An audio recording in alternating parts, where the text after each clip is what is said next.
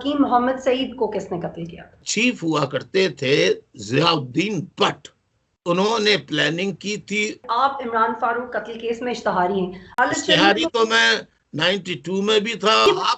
आप ये कैसे कह सकती हैं कि आपको रिपोर्ट देने वाला जो है वो आईएसआई का नहीं है? और आप ये कैसे कह सकते हैं कि वो आईएसआई का है? 2016 की नफरत अंगेज तकरीर पे, जिसमें आपने पाकिस्तान को दुनिया के लिए कैंसर कहा, आप अपनी इस तकरीर पे पछताते?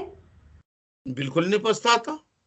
मैंने ये कहा मोदी जी से हमें मदद की जरूरत है। मोदी जी।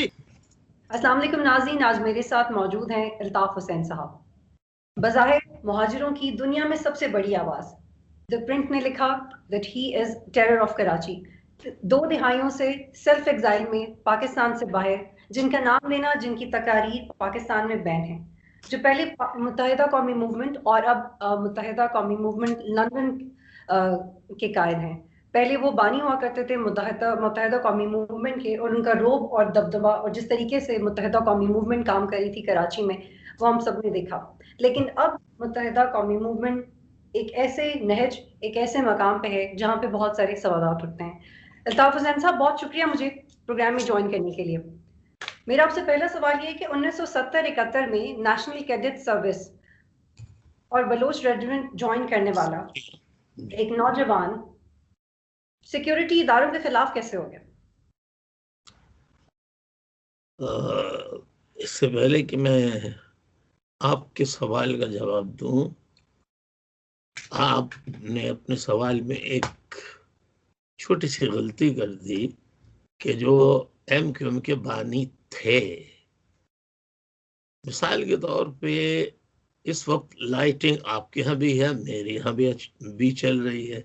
एडिसन ने बल्ब इजाद किया था, अब वो तो इस दुनिया में नहीं रहा, लेकिन वो उसका मौजिद कहलाता रहेगा। तो बानी एक ही होता है और वो तो क़यामत तक के लिए होता है। ये इस्लाह कराना ज़रूरी थी। जहाँ तक बलोच रेजिमेंट का ताल्लुक़ है, शुरू से घर की तालीम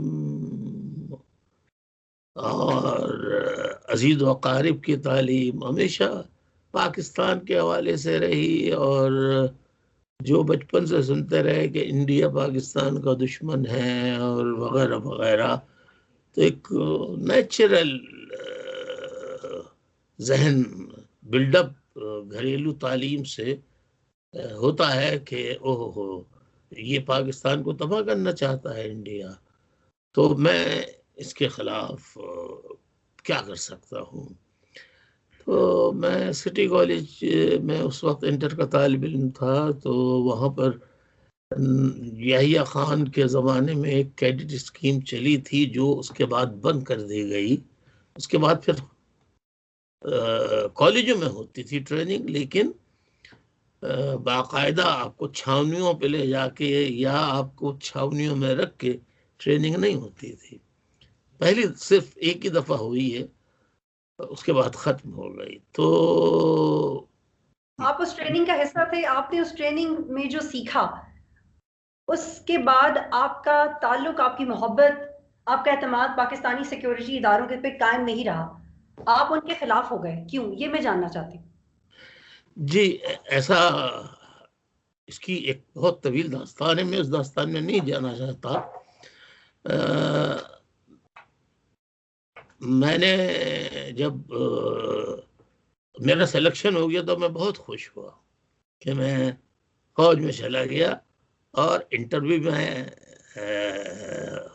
कर लिया है मैंने या कर लूँगा, तो मैं फौज को ज्वाइन करूँगा। और मेरे पहला जो मेरा दाखिला हुआ वो मलीर छावनी में हुआ, वहाँ ट्रेनिंग हुई। उसके बाद हैदराबाद में हमारी ट्रेनिंग हुई। तो ट्रेनिंग हो रही थी कि 1971 के में जंग जो शुरू हो गई, तो उसके बाद ये खबर आई कि वेस्टर्न बॉर्डर पर भी हमला हो गया है।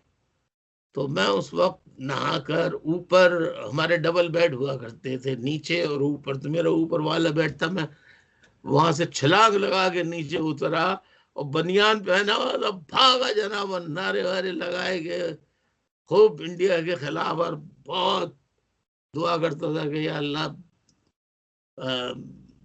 बस मुझे शहादत दीजो, लेकिन पहले मैं कम से कम 10 इंडियंस को मार दूं, उसके बाद फिर मेरी जान ले लीजिए। तो जो मैं मेरे हाथ से कम 10 इंडियन मारे, मैं 10 इंडियन को हलाक कर दूं, उसके बाद मैं शहीद हो जाऊं, कोई मुझे मैं खुश होऊंगा। खैर ट्रेनिंग होती रही, जंग भी बंद हो गई। उसके बाद आहिस्ता आहिस्ता बहुत सी चीजें हैं जो बचपन से मैं सोचा करता था। इसके साथ साथ हम दूसरी बातें भी सुनते थे, पाकिस्तान के साथ साथ ये भी सुनते थे कि भाई महाजरों के साथ ज्यादती हो रही है, ये भी हो रही है। लेकिन पाकिस्तान की मोहब्बत जो थी वो ज्यादा हावी थी बनिस्बत इन नाइंसाफियों के जो महाजरों के साथ की जाती थी, उस वक्त की जा रही थी। तो इंटरव्यू जब मैं देने गया, तो इंटरव्यू में मैंने, अच्छा मेरी परफॉर्मेंस जो थी वो अल्लाह के फजल करम से बड़ी अच्छी थी। और वहाँ पर चांदमारी कहलाती है फौज के अंदर, चांदमारी कहते हैं जहाँ पे आपको निशानाबाजी के लिए लेके जाया जाता है, कि निशाना बड़ा किसका अच्छा है किसका नहीं है सिखाया जाता है। अल्लाह के फजल करम से मैं उसमें फर्स्ट आया, मेरा निशाना बहुत अच्छा था, लेकिन कभी सिवाय पुतलों के कभी असल पर आजमाने का अल्लाह ने मसला क्या मौका ही नहीं दिया है। तो मसला कहाँ हो गया? जी, मसला कहाँ हो गया अल्ताफ हुसैन मसला साहब? ये हो गया कि मुझसे सूबेदार मेजर ने इंटरव्यू लिया था। तो सूबेदार मेजर ने पूछा कि अच्छा अच्छा अच्छा, यहाँ से किया है इंटर, यहाँ से इस कॉलेज में पढ़े, यहाँ वालदेन कहाँ से ताल्लुक़ रखते थे, पूरा सब कुछ बताया। कहने अच्छा आप जो है वो हिंदुस्तानी हैं? मैंने कहा मैं फौज के अंदर हूँ, मैं हिंदुस्तानी कहाँ से हो गया? कहने लगे वो महाजिर है ना आप, यानी हिजरत करके आए। मैंने कहा मैं तो पाकिस्तानी हूँ, मेरे वालिदैन ने हिजरत की थी। यहाँ से मेरे जहन के अंदर वो जो बातें सुनता चला आया था उसने पकना शुरू कर दिया, पकना शुरू कर दिया। और फिर एक के बाद दूसरा, दूसरे के बाद तीसरा, कोई ना कोई वाकया ऐसा आता रहा। फिर क्या ये कोटा दुरुस्त सिस्टम है हुआ, कि फिर लिसानी फसादात हुए, बहुत सारी चीजें जमा हो गई जो मुझे सोचने पे मजबूर करती रही कि there is no voice for the safety security of the people of Pakistan, मुहाजिर्स। क्या ये दुरुस्त है कि आपने पाकिस्तान का झंडा जलाया था और आपको फौजी अदालत से 9 माह की सजा हुई थी, और रिपोर्टेडली कुछ कौड़ों की भी? क्या आपने ये पाकिस्तान का झंडा जलाया? ये मैंने मज़ार कायद पर 14 अगस्त 1979 को मुजाहरा किया था, पुरअमन था। और उसमें मुजाहरे में ये था कि जो स्ट्रैंडेड पाकिस्तानीज हैं, यानी हिंदुस्तान में जो पाकिस्तानी रेड क्रॉस के 66 कैंपों में महसूर हैं, उन्होंने फौज का साथ दिया था, पाकिस्तान का साथ दिया था, उनको वापस लाया जाए। मुझे गिरफ्तार कर लिया। अच्छा, अब जहां तक झंडा जलाने की बात यह है, तो मैं कसम ही खा सकता हूं कि खुदा की कसम मैंने झंडा पाकिस्तान का ना बचपन में और आज के दिन तक जब मैं आपसे बात कर रहा हूं नहीं जलाया। जलाऊंगा तो अल्ताफ हुसैन जो है वो छुप के काम नहीं करता है, खुल के काम करता है। तो खुल के जलाऊंगा मैं, अभी तक तो जलाया नहीं है। अल्ताफ हुसैन साहब, इमरान फारूक ने पार्टी के कानून में ये शिख शामिल करवाने के लिए बड़ी जद्दोजहद की। और हाँ, तो उसमें मुझको झूठे मुकदमे में ये झंडा जलाने के उसमें 9 महीने 5 कोड़े की सजा दे दी और झूठे गवाहान भी पेश किए कि अल्ताफ, ये नहीं था कि झंडा जलाने का इल्जाम नहीं लगाया था, उसमें ये लगाया था कायदे आजम के मजार के सामने एक पोल है, उस पर पाकिस्तान का झंडा लगा हुआ है और पोल पे चढ़ के ये काला झंडा अल्ताफ हुसैन ने ऊपर पाकिस्तान से लगाया और पाकिस्तान का झंडा नीचे कर दिया। पाकिस्तान का झंडा भी अदालत में समरी मिलिट्री कोर्ट ज़िया-उल-हक की थी। लोग कहते हैं कि एमक्यूएम को ज़िया-उल-हक ने बनाया। मजदूद ज़िया-उल-हक जो है डिक्टेटर, उसके जमाने में तो मुझे गिरफ्तार करके मुझ पे झूठा मुकदमा बनाकर 9 महीने 5 करोड़ की सजा दी और मैंने सजा पूरी की। मुझे बहुत पेशकशें की उसके बाद फौजियों ने, फौजियों के अफसरान ने कि इसकी नौकरी ले लो, पीआईए की ले लो, कस्टम की ले लो, इनकम टैक्स की ले लो, जहां माल ही माल होता है। मैंने कहा नो, मैंने जो किया है वो किया है। लेकिन बाद में तो के दौर में आपको नरम गोशा दिया जाता है रहा ना। पाकिस्तान पीपल्स पार्टी के स्टूडेंट्स फेडरेशन को तो इकट्ठा होने का मौका नहीं मिलता था, दफा 144 लग जाती थी, लेकिन एपीएमएसओ और आपकी कॉर्नर मीटिंग्स होती थी और जब आपको उठा के भी लेके जाया जाता था तो पूछा जाता था छोड़ते वक्त कि आपका ताल्लुक पीपल्स पार्टी के स्टूडेंट फेडरेशन से तो नहीं, ये फारूक सत्तार कहते रहे। हो सकता है फारूक सत्तार के साथ ऐसा वाकया हुआ होगा। मैंने तहरीक की बुनियाद डाली, फारूक सत्तार तो बहुत बाद में आए थे। उनका कहना है कि हम परवान चढ़े थे ज़िया के दौर में। उन्होंने सही कहा, पहुंची वहीं पे खाक जहां का खमीर था। आज जहाज उस वक्त वो ज़िया-उल-हक के साथ थे तो आज भी वो ज़िया-उल-हक के भाई के साथ हैं, बड़े भाई के साथ। एक और सवाल अल्ताफ हुसैन साहब, इमरान फारूक ने पार्टी के कानून में वो शिक शामिल करवाई जिसकी वजह से आपका हतमी फैसला हुआ करता था और आप किसी को जवाबदेह नहीं थे। क्या आप समझते हैं कि अगर पार्टी के अंदर जमहूरियत होती तो आप बेहतर फैसले करते और मेजर कलीम के अगवा होने जैसे फैसले, चाहे वो आपको बता के किए गए या आपको बताए बगैर किए गए, बेहतर फैसले हो सकते थे अगर पार्टी के अंदर जमहूरियत होती? जिस वक्त मेजर कलीम के साथ जो मेजर कलीम केस है, उस वक्त मैं शदीद बीमार था, अब्बासी शहीद अस्पताल में मैं दाखिल था। मुझे तो पता भी नहीं कि लांढी में क्या हुआ है। मुझे तो उस वक्त पता लगा जब चीफ मिनिस्टर सिंध मरहूम जाम सादिक का फोन आया, नवाज शरीफ साहब का फोन आया, चौधरी शुजात साहब का फोन आया कि भाई ये कुछ फौजी पकड़ लिए आपके लोगों ने, आप उनको छुड़वाइए, कुछ कीजिए, मामला वरना खराब हो जाएगा। मैंने कहा ये कौन सा वाकया? फिर मैंने साथियों से पूछा, फिर उन लोगों ने मुझे पूरी तफसील बताई। रात को ये फौजियों के ट्रकों में बैठ के आए थे और उन्होंने लांडी सेक्टर पे कब्जा कर लिया था और सारे लोगों को अगवा कर लिया था, सेक्टर के मेंबरान जो थे, बस बमा सेक्टर इंचार्ज।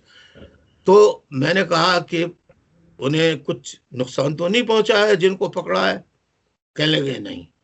मैंने कहा सबूत क्या है? तो वहां साथियों ने इतनी देर में फोटोग्राफ वगैरह बना लिए थे, मेरे पास फोटो ले आए।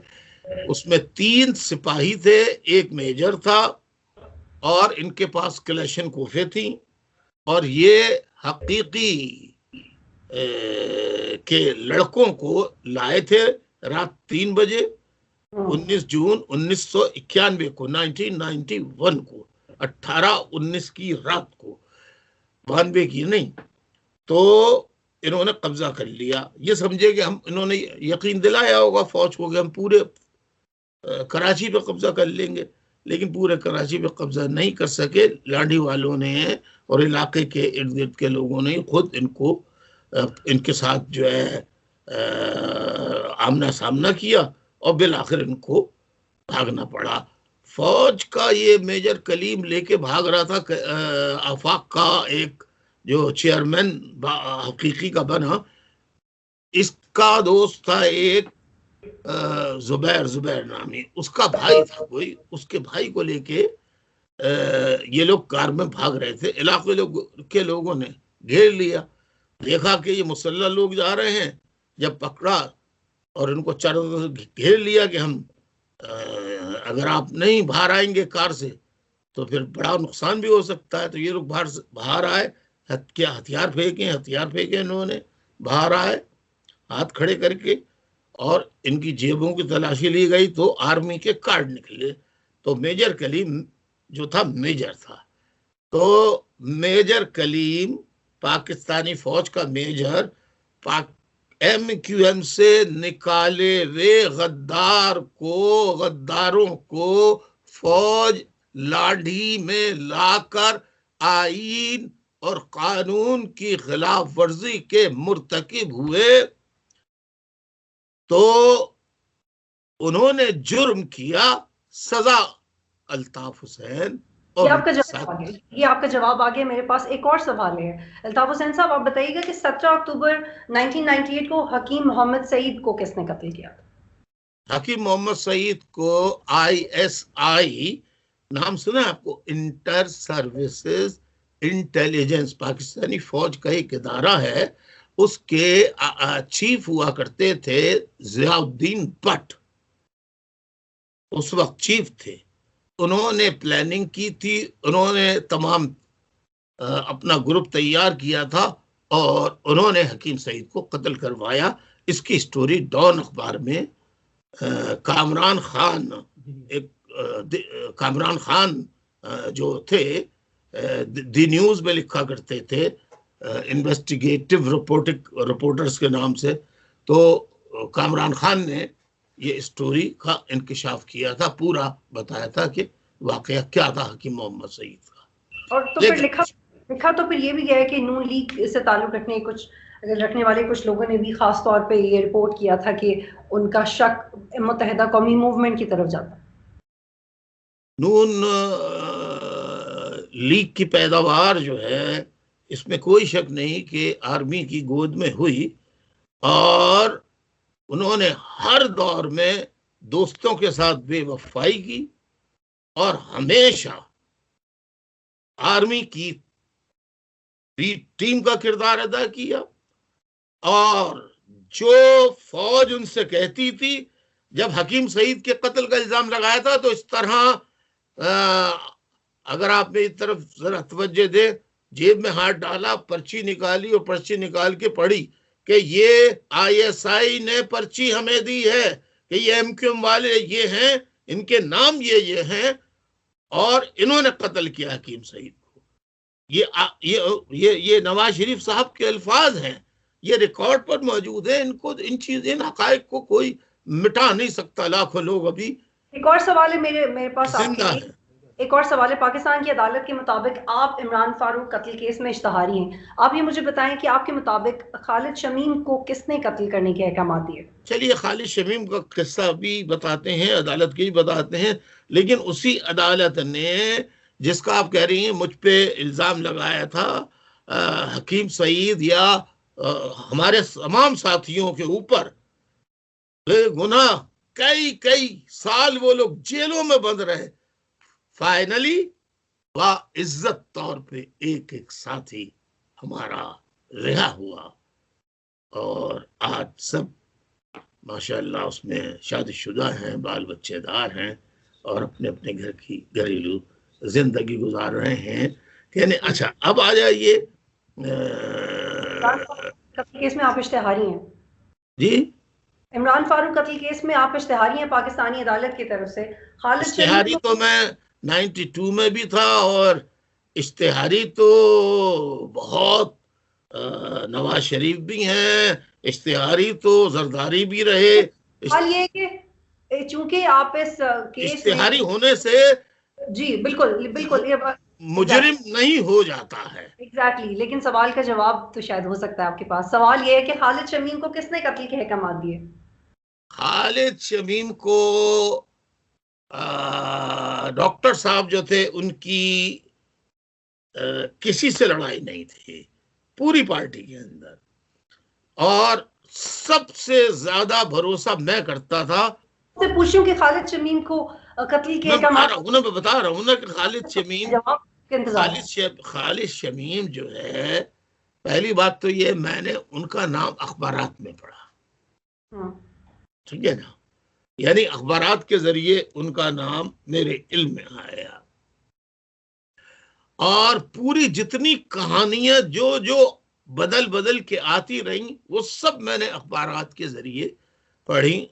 ना मैं खालिद शमीम से जिंदगी में कभी मिला, ना खालिद शमीम के साथ और जो लोग हैं उनसे मैं कभी मिला, मैं कभी नहीं मिला। हाँ, जो सच और हक बात है, मैं अल्लाह तबारक व ताला को हाजिर और नाजिर जान के कह रहा हूं, मैं घर पे था। 16 सितंबर की तारीख थी और 16 सितंबर की तारीख को शाम से मैं बिजी हो जाता हूं, क्योंकि 17 सितंबर को मेरा यौम पैदाइश है, मेरी बर्थडे होती है 17 सितंबर को। तो मैं तैयारी ही कर रहा था कि शुमाइला का फोन आया, यानी जो डॉक्टर साहब की बीवा है उनका फोन आया। उन्होंने कहा कि मुझे फिर मौका हमें नहीं मिलेगा, ये भी घर पे नहीं है। तो मैंने कहा गए हुए, तो उन्होंने बताया काम पे गए हुए। कहने लगे ठीक। मैंने कहा अच्छा ठीक है। तो मैं मुबारकबाद दे रही हूँ। मैंने कहा शुक्रिया। थोड़ी देर बाद उनका फिर फोन आया कि भाई कुछ लोग नीचे डॉक्टर साहब को मार रहे हैं, कुछ लोग लड़ रहे हैं डॉक्टर साहब से। बस मैंने कहा मैं बाद में बात करूंगा, फोन रखा। मैंने ऑफिस फोन किया, इंटरनेशनल सेक्रेटरीट, और वहां से सबसे कहा फौरन भागो, गाड़ी में, पैदल, जो जो जिसके पास सहूलियत हो फौरन भागो डॉक्टर साहब के घर के पास। डॉक्टर साहब को कुछ लोग जदोकोब कर रहे हैं, नुकसान पहुंचा रहे हैं, फौरन पहुंचो। जब वहां पर लोग जितनी देर में पहुंचे, इतनी देर में वहां पर पुलिस ने कॉर्डन ऑफ कर दिया था वो एरिया, वहां पर उस गली में जाने नहीं दिया। और डॉक्टर साहब की ये भी तो रिपोर्ट किया गया है ना अल्ताफ हुसैन साहब कि इमरान फारूक शायद इसलिए भी मारे गए क्योंकि वो पार्टी में नंबर 1 हो सकते थे। ये लोगों का इल्जाम है, लोग कहते हैं, बनाने को तो चीजें बन जाती हैं। जो भी मदद क्यों नहीं की? अगर उनकी बीवी आपको कॉल उन्होंने की और आप वो पहले शख्स थे जिनको इन्फॉर्म किया गया कि इमरान फारूक के साथ कोई हादसा पेश आ सकता है, तो आपने उनकी मदद क्यों नहीं की? वो तो किराए के घर ढूंढती फिर रही हैं। मैंने तो आपको बताया सबसे पहले, मैंने ही तो दौड़वाया लोगों को। लेकिन वो तो दरबदर, अब तो वो दरबदर हैं, उनके पास पैसे नहीं है रहने के लिए। आपने पड़ी आपको ये उन अखबारात के जरिए, उन अखबारी रिपोर्टर्स के जरिए पता चला है जो ISI के, आर्मी के। नहीं, मैं आपको बताती हूँ मुझे कहाँ से पता चला है। मुझे लंदन में ही काम करने वाले सहाफियों की स्टोरीज पढ़ के, उनसे बात करके, और शुमाइला फारूक की तस्वीर, तो क्या रूस के एजेंट, तो क्या अंदाजा मैं आपसे पूछ रही हूँ कि उनका, अगर वो आप कहते हैं तो क्या रूस के एजेंट बर्तानिया में या अमेरिका में नहीं होते? अमेरिका के एजेंट रूस में नहीं होते? आप मेरे बारे में दावा तो ना कीजिए ना कि मुझे ISI के किसी रिपोर्टर ने इंफॉर्मेशन दी है। मैं आपसे पूछ रही हूँ कि वो बदहाली की सूरत में आप ये कैसे कह सकती हैं कि आपको रिपोर्ट देने वाला जो है वो ISI का नहीं है? और आप ये कैसे कह सकते हैं कि वो ISI का है? जिस बात पे आपको यकीन ना हो, और तो फिर आप मुझ पे आप ये मत थोपिए कि आपको जो इत्तला मिली है देने वाले ने सही बताई है और मैं जो कह रहा हूँ आखिरी दफा राब्ता कब किया? इमरान फारूक के मर्डर के बाद आपने उनकी किस तरह से मदद की? आप उनकी सपोर्ट करते हैं? सारा इंतजाम पूरे पाकिस्तान भेजने तक मैयत के सारा इंतजाम मैंने किया, अपनी निगरानी में करवाया। एक एक साथी गवाह है, और हजारों साथी नहीं, लाखों साथी इस वक्त ऐसे मौजूद जिंदा हैं जो कुरान मजीद पे काबतुल्लाह जाकर वहां कसम खा के कह सकते हैं मैंने क्या किया। उनकी बेवा को हमने घर दिलवाया, जिस घर में वो जाके उन्होंने पसंद किया और वहां ठहरी। पुलिस वालों ने उनको काफी अरसे तो अपनी कस्टडी में रखा, मिलने नहीं दिया। तो जो उनको घर दिलाया जहां पर, उसका किराया हर महीने 800 रुपए, ये सॉरी 800 पाउंड वो रुपए के। अब भी उनके घर का किराया आप देते हैं? मैं अब उनके घर का किराया, इस वक्त पार्टी बहुत शदीद बहरान का शिकार है। 22 अगस्त 2016 के बाद हम 2017-18 तक उनको देते रहे। उसके बाद हमारे हालात ऐसे हो गए कि हम वक्तन फवक्तन उनको देते थे। उनके पाकिस्तान जाने, उनकी वालिदा मोहतरमा, बहनों के, बहनोइयों के, उनके भाई के, सबके आने जाने के, उनके बच्चों के, हत्ता के शुमाइला के बच्चों के पाकिस्तान जाने आने के, ये सारे अखराजात पार्टी बर्दाश्त करती थी, जिसकी मंजूरी मैं देता था। यानी मेरा जो इस्तेहकाक है। रिसेंट टाइम्स में अल्ताफ हुसैन साहब, उनकी यही हालत है कि वो काफी मुश्किल जिंदगी गुजार रही हैं। वो मुश्किल जिंदगी गुजार रही हैं। हमने, हमारा चैरिटेबल एक विंग है, हमने बनवाया था, उस पे कुछ मुनहरिफीन ने कब्जा कर लिया। हमने उनसे कहा कि भाई ये इनको दे दीजिए। उस वक्त शुमाइला को वो घर दिखाया, वो बड़ी मुश्किल से राजी किया, घर दिखाया, लेकिन शुमाइला को वो घर पसंद नहीं आया। शुमाइला ने कहा कि मैं जहां रह रही हूं वो ज्यादा बेहतर है, ये ठीक नहीं है।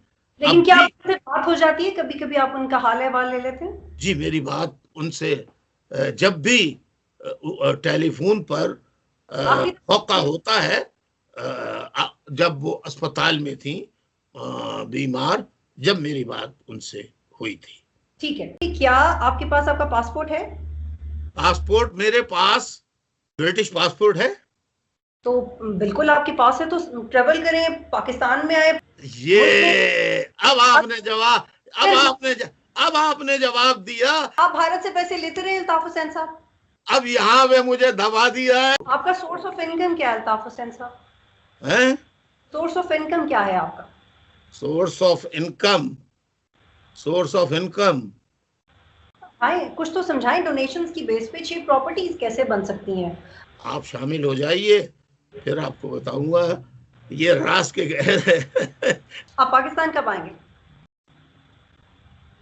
पाकिस्तान कब आऊंगा? दुआ कीजिए कि पाकिस्तान कायम रहे। आप कहाँ दफन होना चाहते हैं, पाकिस्तान में या भारत? मैं तो, अगर आप ईमानदारी से पूछेंगी तो मैं तो पाकिस्तान में ही, आरजू तो यही है।